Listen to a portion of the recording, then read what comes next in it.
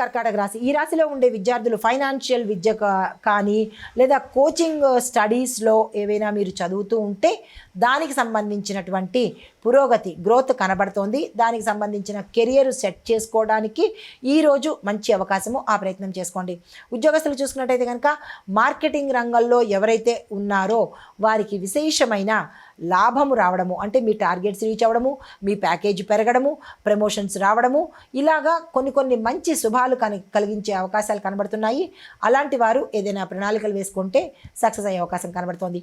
వ్యాపారస్తులు చూసుకున్నట్టయితే కనుక లేడీస్కి సంబంధించిన గార్మెంట్స్ కానీ, వస్తువులు కానీ, క్రోకరీ కానీ, హోమ్ డెకార్ కానీ ఇలాంటి వ్యాపారాలు చేసే వాళ్ళకి విశేషమైన వ్యాపారాలు జరగడంతో పాటు లాభాలు కూడా వచ్చే అవకాశం ఉంది.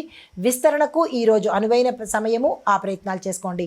వ్యవసాయదారులకు చూసుకున్నట్టయితే కనుక బియ్యానికి సంబంధించి పంట, అంటే వరి పంట వేయడం కానీ, పొడి పంటలు వేసుకునేటట్టయితే కనుక మంచి దిగుబడి వచ్చే అవకాశం కనబడుతోంది. ప్రతి రైతు ఈ దిశగా ప్రయత్నం చేసుకోండి.